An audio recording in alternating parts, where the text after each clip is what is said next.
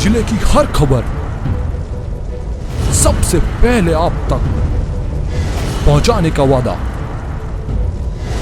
बस यही है एक इरादा। आज ही लगाए अपना पद्मेश डिजिटल सेटअप बॉक्स। नमस्कार, आप देख रहे हैं पद्मेश 24/7 न्यूज बुलेटिन की शुरुआत करते हैं हेडलाइन से। विभिन्न मांगों को लेकर हड़ताल पर बैठे नगर पालिका श्रमिकों के आश्वासन के बाद समाप्त हुई हड़ताल। पुनः काम पर लौटे श्रमिक। एक माह में मांग पूरी न होने पर पुनः हड़ताल की श्रमिकों ने दी चेतावनी।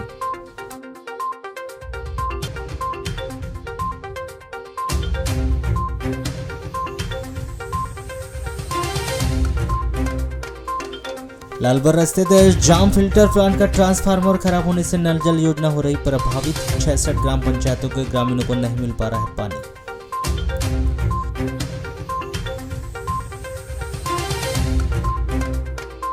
बागेश्वर धाम के पीठाधीश धीरेन्द्र कृष्ण शास्त्री के द्वारा कलार समाज के कुल देवता पर दिए गए बयान पर कलार समाज में आक्रोश व्याप्त। लिखित माफीनामा देने की समाज ने मांग की। माफी न मांगने पर एफआईआर दर्ज कराने की दी चेतावनी।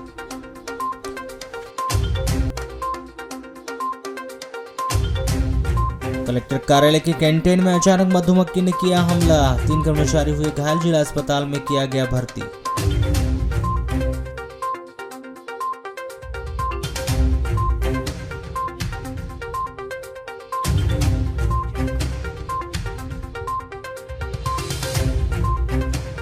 नाबालिग युवती के साथ दुराचार करने के आरोप में लालबर्रा पुलिस ने आरोपी को किया गिरफ्तार, भेजा जेल।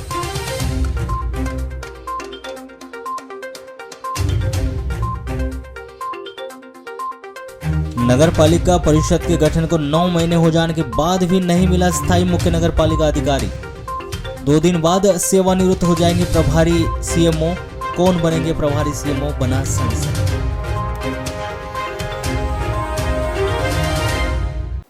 बागेश्वर धाम महाराज पंडित धीरेन्द्र शास्त्री की मुश्किलें कम होने का नाम नहीं ले रही है। जहां आए दिन उनके द्वारा दिए जा रहे विवादित बयानों पर जगह जगह उन पर एफआईआर दर्ज की जा रही है। इसी कड़ी में एक बार फिर श्री राज राजेश्वर भगवान सहस्त्रबाहु अर्जुन देव को लेकर उनकी टिप्पणी पर बवाल मच गया, जिसको लेकर राष्ट्रीय युवा और सर्ववर्गीय कलार समाज ने सोशल मीडिया पर जारी धीरेन्द्र शास्त्री के बयानों का विरोध करते हुए यथाशीघ्र संपूर्ण समाज से माफी मांगने की बात कही। जिन्होंने गुरुवार को एक बैठक का आयोजन कर पंडित धीरेन्द्र शास्त्री के द्वारा दिए गए बयान पर आपत्ति जताते हुए लिखित माफीनामा देने की मांग की। जहां उन्होंने धीरेन्द्र शास्त्री के माफी न मांगने पर उनके ऊपर एफआईआर दर्ज कराकर उन पर कड़ी से कड़ी कार्रवाई कराने की भी चेतावनी दी। बताया जा रहा है कि हाल ही में सोशल मीडिया में जारी एक वीडियो में पंडित धीरेन्द्र शास्त्री ने भगवान श्री राज राजेश्वर को लेकर एक अपमानजनक और मिथ्या टिप्पणी की, जिससे पूरा कलार समाज दुखी और क्षुब्ध है। वहीं संपूर्ण मध्य प्रदेश व पूरे देश में कलार समाज के लोगों में धीरेन्द्र शास्त्री के खिलाफ आक्रोश देखा जा रहा है, जिन्होंने धीरेन्द्र शास्त्री के इस बयान से उनकी भावना को ठेस पहुंचने की बात कहते हुए जिन्होंने स्पष्ट कर दिया कि यदि धीरेन्द्र शास्त्री संपूर्ण समाज से माफी नहीं मांगते तो लिखित में माफीनामा नहीं देते तो फिर उनके खिलाफ एफआईआर दर्ज कराई जाएगी। समाज द्वारा एक आवश्यक मीटिंग बुलाई गई है, बैठक, जिसमें धीरेन्द्र शास्त्री द्वारा जो हमारे समाज के इष्ट देव भगवान सहस्त्रबाहु अर्जुन देव के बारे में जो टिप्पणी की है उसके विरोध में पूरा समाज आज इकट्ठा हुआ है। और समाज, हमारा समाज बालाघाट में ही नहीं पूरे मध्य प्रदेश में 35 से 40 लाख की आबादी हमारे समाज की, कलार समाज की, तो पूरे समाज में रोष है धीरेन्द्र शास्त्री के विरोध में जो उन्होंने अब शब्द किया हमारे भगवान सद्भाव के लिए। तो हम पूरा समाज इकट्ठा होकर पूरे मध्य प्रदेश में उनका विरोध चल रहा है और समाज की तरफ से एक ज्ञापन एसपी को देने जा रहे हैं और उनके विरुद्ध एफआईआर दर्ज करने जा रहे हैं। और कथावाचक धीरेन्द्र शास्त्री जी, जिन्होंने हमारे आराध्य कुल देवता भगवान सहस्त्रबाहु अर्जुन महाराज के ऊपर अभद्र और बहुत सारे कलंकित होने वाले आरोप जो लगाए हैं, उसके ऊपर हमारा समाज यहाँ पर एकत्रित हुआ है और उनके ऊपर कड़ी से कड़ी कार्यवाही की मांग करते हैं और शासन प्रशासन से अपील करते हैं कि यह कार्यक्रम जो उन्होंने हमारे समाज और समाज के कुल देवता के ऊपर अभद्रतापूर्ण टिप्पणी किया है, इसके विरोध में कड़ी से कड़ी कार्रवाई करे और नहीं तो हमारा कलार समाज उग्र से उग्र आंदोलन करने के लिए तैयार रहेगा। मैं लालबारा के व्यापारी व दुकानदारों के द्वारा कॉम्प्लेक्स निर्माण कर दुकानें आवंटित व विस्थापित किए जाने की मांग को लेकर 10 अप्रैल से सांकेतिक अनिश्चितकालीन धरना प्रदर्शन कर रहे हैं, जो 18वें दिन भी जारी रहा। 18 अप्रैल को एसडीएम कामिनी ठाकुर व्यापारियों के द्वारा किए जा रहे धरना प्रदर्शन स्थल पर पहुंचकर व्यापारियों से मुलाकात कर उनकी मांगों के संबंध में जानकारी प्राप्त की व बस स्टैंड व हाई स्कूल मार्ग का निरीक्षण किया। इस दौरान व्यापारियों ने एसडीएम कामिनी ठाकुर को बताया कि क्षेत्रीय विधायक के दबाव में प्रशासन के द्वारा सड़क व कॉम्प्लेक्स निर्माण करने के नाम पर नियम के विरुद्ध अतिक्रमण कार्रवाई कर उन लोगों की दुकानें तोड़ दी गई और क्षेत्रीय विधायक के द्वारा दुकानदारों को अतिक्रमण कार्रवाई के बाद आश्वासन दिया गया था कि कॉम्प्लेक्स बनाकर दुकानें आवंटित की जाएगी, परंतु अतिक्रमण कार्रवाई हुए 3 माह से अधिक का समय बीत चुका है। अभी तक विस्थापित व कॉम्प्लेक्स का निर्माण नहीं हो पाया है। साथ ही लालबर्रा बाजार क्षेत्र के सभी 268 दुकानदारों को अतिक्रमण हटाने के लिए नोटिस जारी किया गया था, परंतु हाई स्कूल मार्ग व बस स्टैंड में सिर्फ 29 लोगों की ही दुकानें तोड़ दी गई, बाकी पर कार्रवाई नहीं की गई। जबकि जनपद पंचायत के द्वारा सभी को भूखंड आवंटित किए गए, परंतु कुछ लोगों के नाम से 8 से 10 भूखंड है, जिसमें कुछ लोग किराए पर कमरा दिए हैं। इसलिए हमारी मांग है कि कॉम्प्लेक्स बनते तक हमें अस्थायी रूप से मंडी कॉम्प्लेक्स में दुकान दी जाए। हमने अपनी जो जायज़ मांगी थी कि हम लोगों को जो हमारी दुकानें टूटी हुई है, आज से 3 माह पहले जो दुकानें हमारी अतिक्रमण के नाम पे तोड़ा गया था, लेकिन हम अतिक्रमणकारी नहीं थे, इसी मांगों को लेकर हम यहाँ पर धरना प्रदर्शन पर बैठे हुए थे। आज हमने अपनी मांगे ये बताया कि हमें जो हमारे जो विधायक महोदय हैं, उन्होंने हमें जो जगह के लिए बोले गए कि हम आपको कॉम्प्लेक्स बना के देंगे या फिर जगह आवंटित कर देंगे, लेकिन आज 3 से 4 माह लगभग होने लगे, लेकिन उन्होंने हमारी मांगे अभी तक से ध्यान आकर्षित नहीं किया था। तो आज उसी संदर्भ में एसडीएम मैडम का आना हुआ था, तो उनको हमने अपनी मांगों से अवगत कराया। तो उन्होंने हमें आश्वासन दे के गई हैं कि हम आपको 1 से 2 दिन के अंदर में इसकी जानकारी एसडीएम महोदया को हम लोगों ने अपनी मांगों से अवगत कराया कि हमको कहीं भी विस्थापित किया जाए। उसके लिए हमने 3 ऑप्शन दिए हैं मैडम को। एक तो जो रोड बन रही है उसके बाजू में हमारे को स्थापित किया जाए, या तो फिर मंडी कॉम्प्लेक्स में हमको जगह दी जाए, या फिर जो जनपद के जो भूखंड है, एक आदमी के नाम से 10-10 भूखंड, और तो उसमें से हमको खाली करा के और उसमें से हमको दिया जाए। तीसरा ये है कि जो जनपद पंचायत के 258 भूखंड है, जिसमें कि नोटिस तो सबको 248 का मिला, लेकिन सिर्फ 11 ही दुकानें को तोड़ी गई उस नोटिस के आधार पर, लेकिन बाकी सब दुकानें को नहीं तोड़ी गई। हमको किसी के दुकान से कोई मतलब नहीं, वो भी हमारे व्यापारी भाई है, लेकिन उसमें कई अनेकों ऐसी दुकान है जिन्हों के पास यानी 2-2, 3-3 दुकानें हैं, बिल्कुल, जो कई लोगों ने बंद रखे हुए हैं, कई लोगों ने उसको किराए में दे के रखे, या तो फिर उनसे जिनने किराए में दे के रखे उनसे वो दुकान को खाली कराई जाए, क्योंकि जनपद पंचायत का कोई ऐसा नियम नहीं है कि वो अपनी दुकान को किराए में दे सके, क्योंकि जनपद में वो साल में सिर्फ 2000 रुपये टैक्स देते हैं और 5000 रुपये महीने में अपनी दुकान को किराए में देते हैं। तो उनकी किराए की दुकान को खाली कराकर उन पर हमको विस्थापित कर दिया जाए। प्रतिवर्ष के अनुसार इस वर्ष भी नगर के वार्ड नंबर 6 स्थित चित्रगुप्त मंदिर में गुरुवार को भगवान चित्रगुप्त जी का प्रकट उत्सव हर्षोल्लास के साथ मनाया गया। पूरी पृथ्वी का लेखा जोखा रखने वाले भगवान चित्रगुप्त महाराज के प्रकट उत्सव पर कायस्थ समाज के द्वारा भगवान चित्रगुप्त का पूर्ण विधि विधान के साथ हवन पूजन किया गया, जिसमें सामाजिक बंधुओं ने सुख समृद्धि, सुखमय जीवन, आरोग्य, स्वास्थ्य की मंगल कामनाएं की। कायस्थ सभा मंगल भवन में आयोजित कार्यक्रम की शुरुआत में सर्वप्रथम सुंदरकांड का आयोजन किया गया। तत्पश्चात भगवान चित्रगुप्त जी की कथा, हवन व आरती की गई, जिसमें समाज के सैकड़ों लोगों ने हिस्सा लेकर कार्यक्रम को सफल बनाया। वहीं महाप्रसादी का वितरण कर कार्यक्रम का समापन किया गया।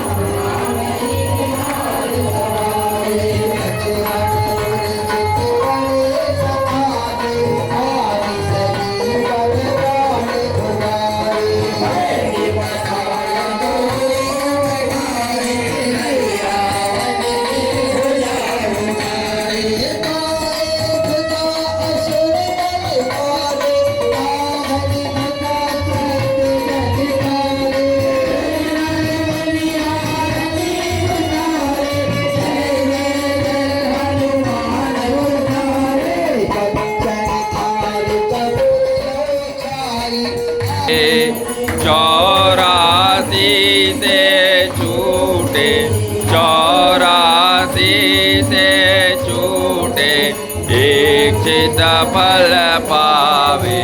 ओम जय चित्रगुप्त हरे,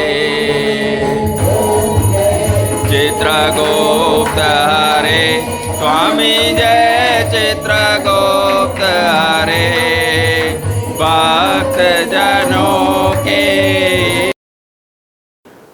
वारासुनी संकुल के अंतर्गत आने वाले ग्राम मेंढकी के शासकीय माध्यमिक विद्यालय में पदस्थ प्रभारी प्राचार्य बारमाटे पर लगाए गए आरोपों को झूठा व बेबुनियाद बताते हुए ग्राम मेंढकी के ग्रामीण पालकों ने कलेक्टर कार्यालय में ज्ञापन सौंपा, जिसमें उन्होंने विद्यालय में पदस्थ प्रभारी प्राचार्य राजेंद्र बारमाटे का स्थानांतरण कहीं और न करते हुए उन्हें विद्यालय में ही यथावत रखे जाने की मांग की।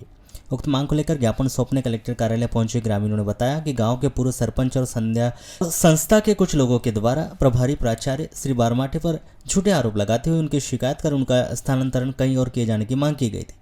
लेकिन जिन्होंने प्रभारी प्राचार्य व मनगढ़ंत आरोप लगाए हैं उनके खुद बच्चे निजी स्कूलों में पढ़ाई करते। ग्रामीणों ने प्रभारी प्राचार्य पर लगाए गए आरोपों को झूठा व बेबुनियाद बताते हुए उनका स्थानांतरण किसी और शाला में न करते हुए प्रभारी प्राचार्य को उसी विद्यालय में यथावत रखे जाने की मांग की। नगरपालिका के श्रमिकों के द्वारा अपने विभिन्न मांगों को लेकर जो अनिश्चितकालीन हड़ताल नगरपालिका के गेट के सामने की जा रही थी, वहां 1 महीने के आश्वासन पर स्थगित कर दी गई है। नगरपालिका के कर्मचारियों के द्वारा 26 अप्रैल से अपनी विभिन्न मांगों को लेकर नगरपालिका के गेट के सामने हड़ताल की जा रही थी, जिसको लेकर 27 अप्रैल को नगरपालिका के सभागार में सभी कर्मचारी व नगरपालिका के अध्यक्ष, उपाध्यक्ष व पार्षदगणों के बीच एक बैठक आयोजित की गई, जिसमें यह निर्णय लिया गया कि श्रमिकों के द्वारा जो हड़ताल की जा रही है उस हड़ताल को जायज मानते हुए उनकी मांगों को 1 माह के भीतर पूरा किया जाए व उनकी जो लोकल स्तर की मांगे हैं उन्हें शीघ्र ही पूर्ण कर दी जाए। जो नियमित करने की मांग है उस पर एक समिति बनाकर उसे उच्च अधिकारियों के पास रखकर नियमितीकरण की प्रक्रिया को आगे बढ़ाई जाएगी। यदि यह सभी मांगे 1 महीने के भीतर पूरी नहीं की गई तो पुनः नगरपालिका के श्रमिकों के द्वारा फिर से अपनी हड़ताल को शुरू की जाएगी, जिसकी पूरी जवाबदारी नगरपालिका प्रशासन की होगी।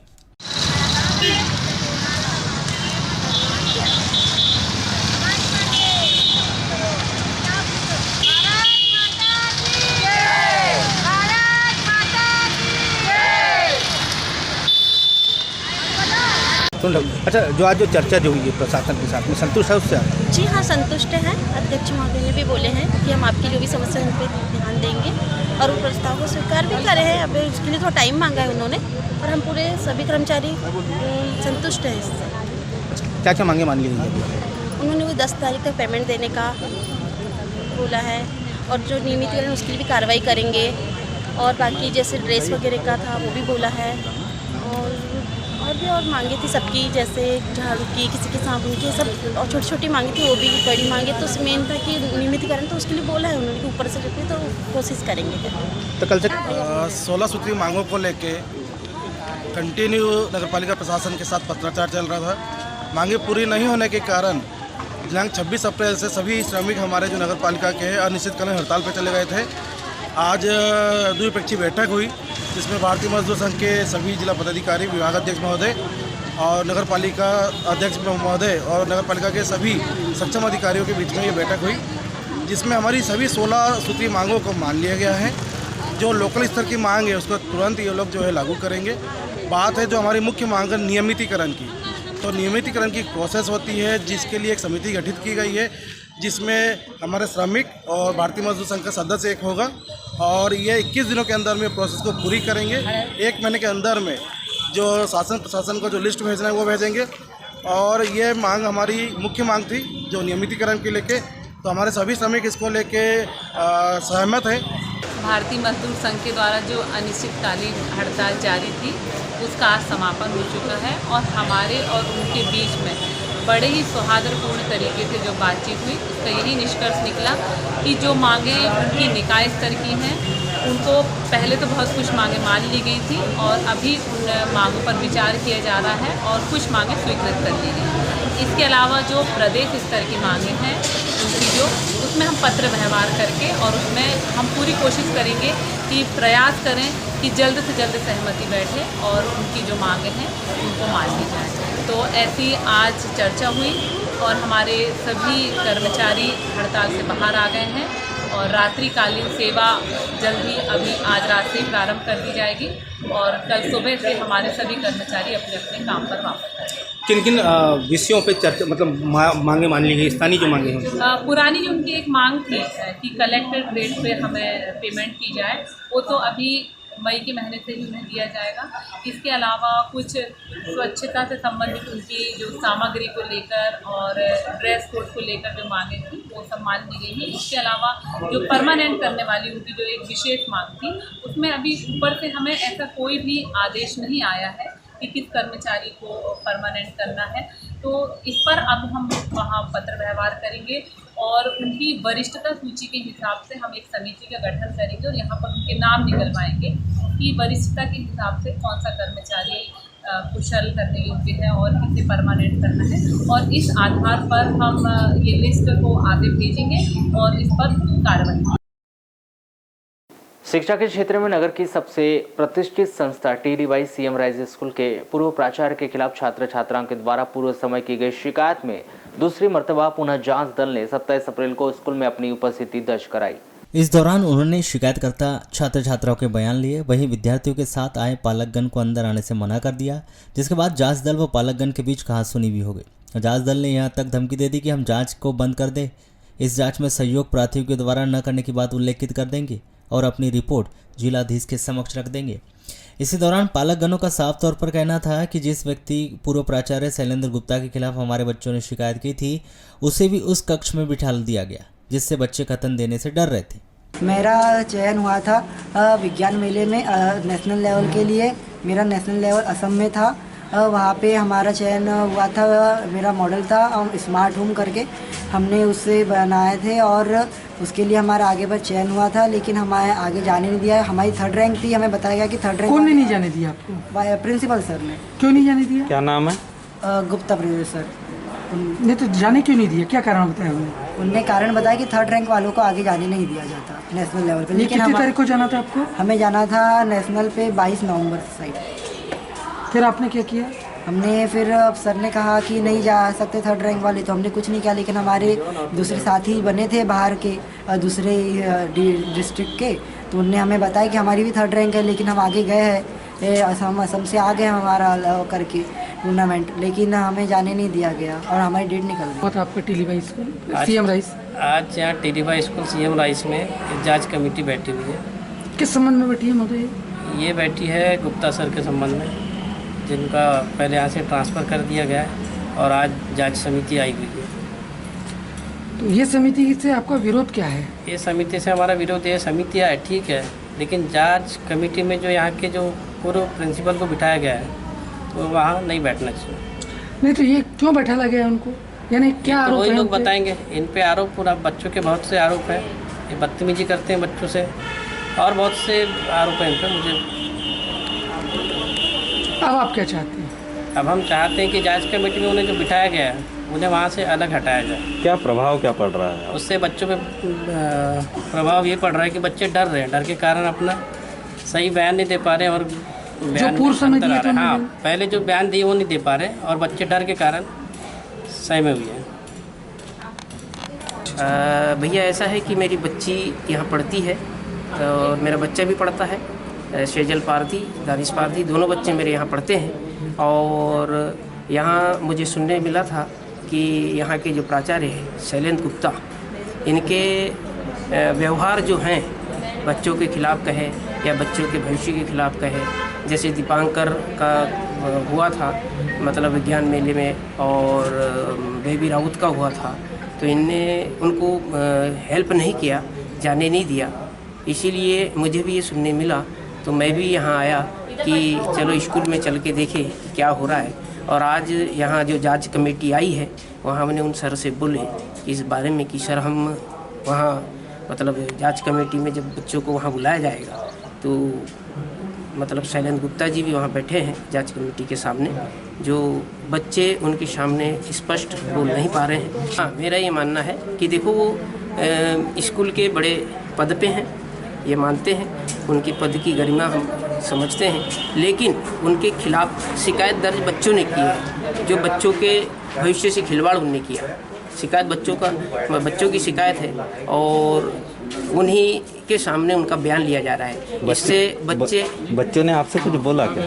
नहीं, बच्चों से तो मेरी क्लियर बात नहीं हुई है, लेकिन बच्चों में भय उत्पन्न हो रहा है, इसलिए मेरा ये मानना है, बच्चे डर रहे हैं, इसलिए मेरा ये मानना है कि उनको वहाँ से जांच रूम से बाहर निकालें और बच्चों का अलग से। अच्छा, ये जो जब इस पूरे मामले को जिला शिक्षा अधिकारी अश्विनी उपाध्याय से दूरभाष पर चर्चा की गई तो उन्होंने साफ तौर पर कहा कि यह जिलाधीश के द्वारा गठित जांच दल है, वे इस बारे में कुछ नहीं कह सकते। हमारी एक विभागीय जांच अलग से चल रही है। जिलाधीश के द्वारा जो जांच टीम बनाई गई है वो अपनी रिपोर्ट में क्या कहती है, साथ ही हमारी जांच में क्या तर्क निकलते हैं, उसी विषय पर जिलाधीश ही पूर्ण निर्णय लेंगे। लगभग 9 महीने की नगरपालिका परिषद के गठन होने के बाद भी नगरपालिका को अभी तक स्थायी मुख्य नगरपालिका अधिकारी नहीं मिल पाए। अभी जो प्रभारी मुख्य नगरपालिका अधिकारी है वह भी 2 दिन बाद सेवानिवृत्त हो जाएंगे। नगरपालिका बालाघाट से तत्कालीन मुख्य नगरपालिका अधिकारी सतीश मटसेनिया के गए हुए लगभग 9 महीने पूरे हो चुके हैं। इसके बाद भी नगरपालिका बालाघाट को अभी तक फुल फ्लेश मुख्य नगरपालिका अधिकारी नहीं मिल पाया है, जबकि इस बीच 4 से 5 प्रभारी मुख्य नगरपालिका अधिकारी आए और चले गए। वहीं 2 महीने पूर्व ही नगरपालिका के प्रभारी मुख्य नगरपालिका अधिकारी बनकर आए थे, वे भी अब इनकी सेवानिवृत्त हो जाने पर पुनः बालाघाट नगरपालिका में किसी न किसी को प्रभारी मुख्य नगरपालिका अधिकारी बनाया जाएगा, क्योंकि इसके पूर्व बालाघाट नगरपालिका में एक फुल फ्लेश मुख्य नगरपालिका अधिकारी निशांत कुमार श्रीवास्तव का स्थानांतरण बालाघाट नगरपालिका में किया गया था, किंतु आज तक बालाघाट नगरपालिका का प्रभार उनके द्वारा नहीं लिया गया। जिन लोगों के द्वारा भी यहाँ पर प्रभारी मुख्य नगरपालिका अधिकारी बनाए गए थे वे अभी अधिकतर अवकाश में रहकर समय ही व्यतीत कर चले गए। आपको बता दें कि जैसे ही परिषद में गठन हुआ उस समय सतीश मटसेनिया मुख्य नगरपालिका अधिकारी के रूप में पदस्थ थे, परंतु ऐसा क्या हुआ कि उनके द्वारा यहाँ से अपना स्थानांतरण स्वयं के व्यय पर करवा लिया गया और उसके बाद यहाँ पर फुल प्लेस मुख्य नगरपालिका अधिकारी नहीं आए। उसके बाद आनन फानन में नगरपालिका की व्यवस्थाओं को चलाने के लिए देवेंद्र मस्कोले को प्रभारी मुख्य नगरपालिका अधिकारी बना दिया गया, किंतु वहाँ भी अधिक समय पर नगरपालिका में नहीं रहे। फिर व्यवस्थाओं को आगे बढ़ाते हुए तहसीलदार नितिन चौधरी को प्रभारी सीएमओ के रूप में नगरपालिका का प्रभार दिया गया, किंतु वहाँ भी अधिक समय तक नहीं रहे। उन्होंने भी वहाँ से छुटकारा पा लिया और उसके बाद 2 महीने बाद रेखलाल रहांगडाले को प्रभारी सीएमओ के रूप में प्रभार दिया गया, किंतु वहाँ भी 2 महीने में नगरपालिका को सुचारू रूप से नहीं चला पाया और अधिकतर समय छुट्टियों में ही काट लिया। उसके बाद उनकी सेवानिवृत्ति आ गई, किंतु इसी बीच निशांत कुमार श्रीवास्तव को बालाघाट नगरपालिका का मुख्य नगरपालिका अधिकारी बनाकर भेजा गया था, किंतु वहाँ आज तक बालाघाट नगरपालिका में अपना चार्ज लेने नहीं आए। इन दिनों बालाघाट नगरपालिका में एक ही सवाल सबके मन में चल रहा है कि 2 दिन बाद किसे बालाघाट नगरपालिका के प्रभारी मुख्य नगरपालिका अधिकारी बनाए जाएंगे, क्योंकि जिस प्रकार से चर्चाओं का दौर नगरपालिका में गरमाया हुआ है उसे सुनकर तो यही लग रहा है कि जिस पर माननीय की कृपा होगी उसे ही बालाघाट नगरपालिका का प्रभारी मुख्य नगरपालिका अधिकारी बना दिया जाएगा, जिसमें निर्माण शाखा के कमलेश बिजेवार, राजस्व शाखा के देवलाल तिवड़े, बृहस्पति त्रिपाठी व नगरपालिका कार्यालय अधीक्षक भुवनलाल लिल्लारे, इन नामों की चर्चा नगरपालिका के प्रभारी सीएमओ के रूप में चल रहा है और कहा भी ये जा रहा है कि जिन पर माननीय की कृपा होगी उन्हें ही प्रभारी मुख्य नगरपालिका अधिकारी बनाया जाएगा।